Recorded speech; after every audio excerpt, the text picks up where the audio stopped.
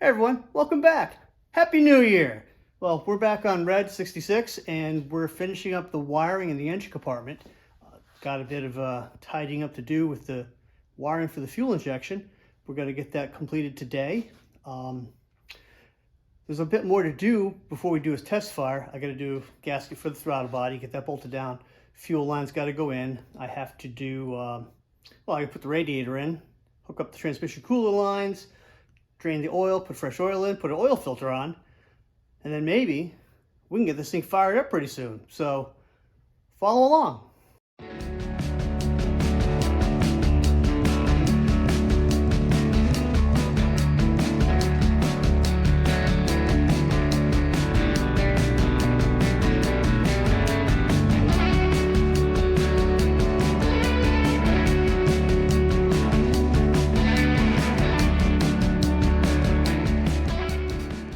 So what I'm using to crimp the wires together is just some regular electrical connectors for the correct size. And what I end up doing is I just yank off the insulation piece. So you have just that. And then I'll just trim off the eyelet. Now I got a nice piece to crimp with. Now you can get, obviously, these things in multiple sizes for the right wiring, right? So that's all I do. Put that on there. Whoop, where do I go? Yep, always put on your insulation first. Kind of like doing brake lines, put that fitting on first. And just take them, put them together. Oops, sliding on that. Get in there, come on now. Yeah, hold them together with my good crimpers. Just give them a shot. Boom.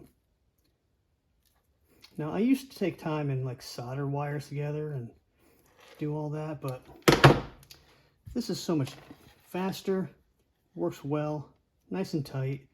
You put your heat shrink tube over top of that, it's weather tight. Shrink that down, we're good to go. I mean, you could use the end-to-end butt connectors, but I find them too bulky and they're too hard to get the plastic off. So I just buy a bunch of these, pull the insulation off, cut them off.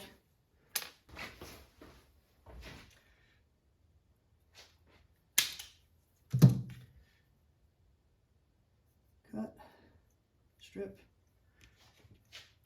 heat shrink, crimp, wire, repeat.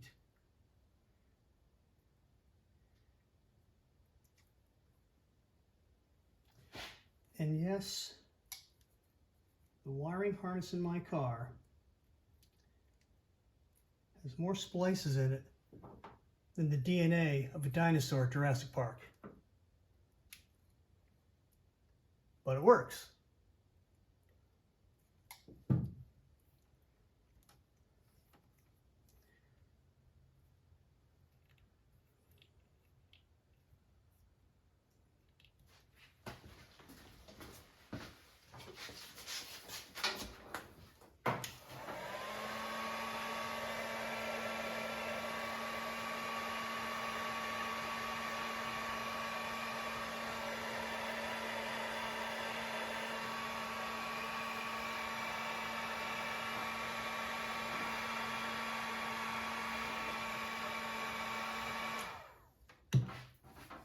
Getting there. A few more to go. Well, funny thing just happened. Got all the wiring done. Got it all kind of sorted out. As you can see, everything's kind of routed out in there. Got the battery charger hooked up. And trying to get this battery charged a little bit so we can get some testing done. So hooking up the final wires. Forgot one from the starter relay into the harness. Gives me power to the power on relay for the ECU for the computer, also for the fuel pump. So I'd put that wire in and I'm key on, trying to test everything. Figure I'd hear the fuel pump run, right? No fuel pump. So I'm figure, okay, let me try a different relay. Pop the relay out. As I'm popping the relay out, I hear the pump vibrate. So push back in, wiggling around, and I'm thinking, why am I hearing dribbling on the floor? Must have been just enough fuel left in the lines in the pump that it splattered on the floor, which wouldn't be a problem if I hadn't been running my kerosene heater to keep myself warm today. So yeah, we had to open the doors and shut this off really quick so we didn't blow the place up. So we got a little more to do on this now that we've got the hazmat situation under control, and we'll be doing the little things we need to do so we get this thing fired up. Yeah, close, this close. Hold on. Okay, all the wiring's on. Fuel lines, return line, all connected. Oil's done. Valve covers are cinched down. Radiator's in. Transmission cooler lines are hooked up to it, tightened up. Throttle body's bolted on, gasket. I think we're ready.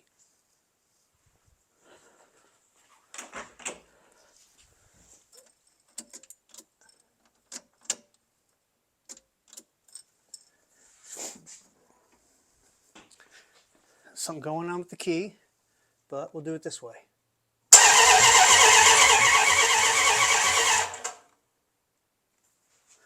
Hang on. Fuel pump kicked on, pressurized, and kicked off. It's a good sign.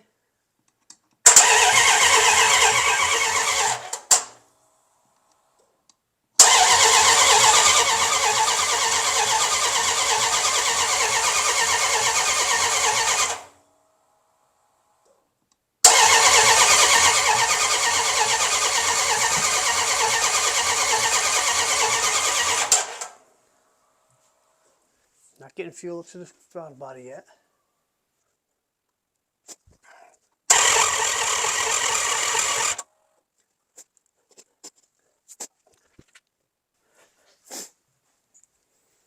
Something smells electrical. Something's not doing what it's supposed to do. What is that something? Well, we don't know what that something is yet. Well, key's working now. That's a good thing.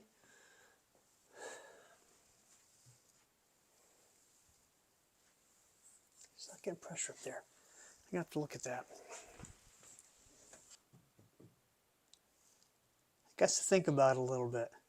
I don't have any fuel coming out of the injectors, but the fuel pump's working and it's pressurizing because you hear it kick on and then it stops like it's supposed to, like an electric pump does. Interesting. All right. I think I'm going to have some dinner. Think about this a little bit and we'll get after it again, maybe a little after dinner. Let me think about it. We're close. Oh, we're so close.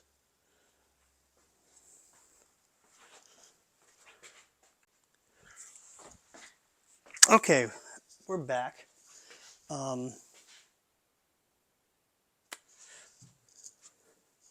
Battery back up. And give this another try. See, you have fuel inlet and you have the return line, right? Well, it really helps when you hook up the supply line to the correct fitting on your throttle body and not try and pump fuel into the return side. Now we got these on correct, let's give this a shot.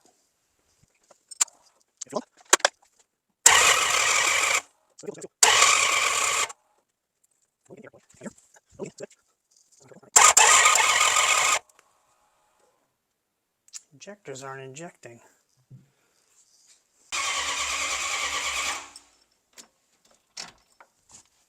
All right.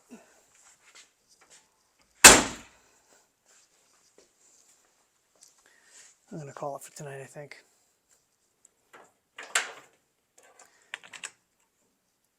Well, it's a new day, and I had a little time to think about it, and I thought to myself, I'm not getting fuel to the injectors. I clearly had the supply and the return lines wrong up at the throttle body. Corrected that, still no fuel. So I thought to myself, I said, self, What if you didn't connect the fuel lines at the sender when you put the tank in? Well, that's exactly what I did. I didn't connect those. So let me get those connected and we will give it another shot. Before I try this, while I was underneath there hooking up the fuel lines to the sending unit, I realized that looking at the lines I had originally run, I used the original line for the car as the return and a whole brand new line for the supply side. So I did have these hooked up correctly the first time. Now I have to reverse them. All right, we are ready to try this again.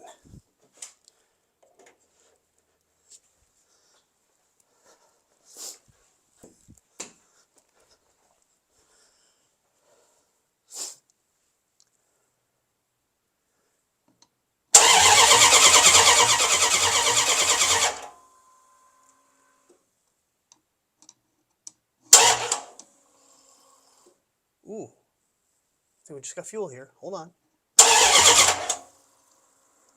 We got fuel.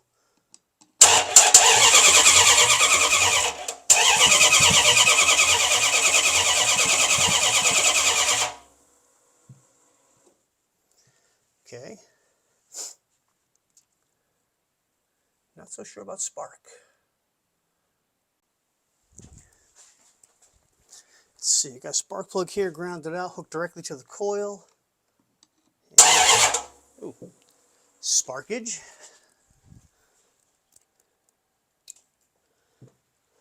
Okay.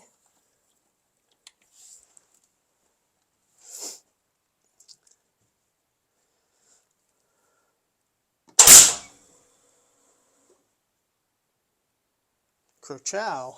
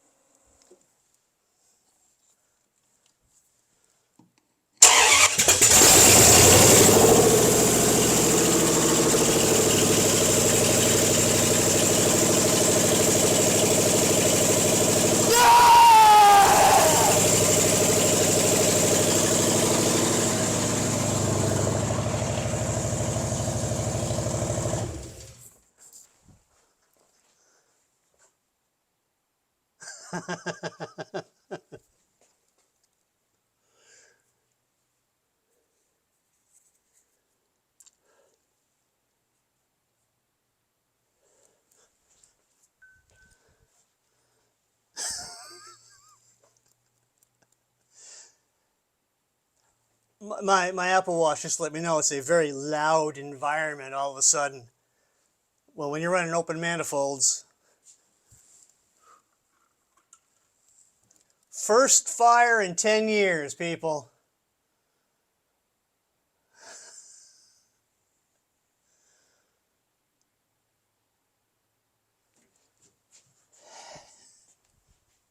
Yes.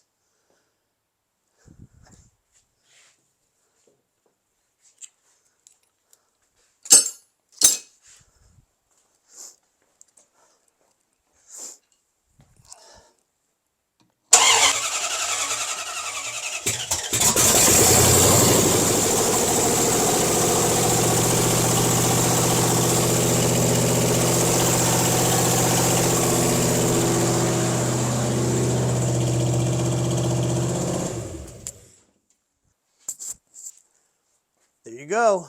First start in 10 years. Got it all set to go. So there's more to do. I have to wrap the wiring harness. I realize that I'm not getting an oil pressure reading on the gauge. It's because I have one wire back here that I didn't splice in yet. I have to do that yet. Got to put the Y pipe on, look for exhaust parts. A few other things. Radio's got to get bolted in tight. I got to do, put the fan on, fan shroud, lower pulley bolts. There's a few more things to really tighten up. So this is just really a test fire. I didn't want to let it run. Got to get some coolant, and then we can fire this thing up whenever we want. And I probably need to put the battery back in blue before it gets, you know, upset, but it's okay. Anyway, thanks for watching. Appreciate all of you for coming back to the channel. If you like what we're doing here on the channel, please consider subscribing, and I'll catch you next time.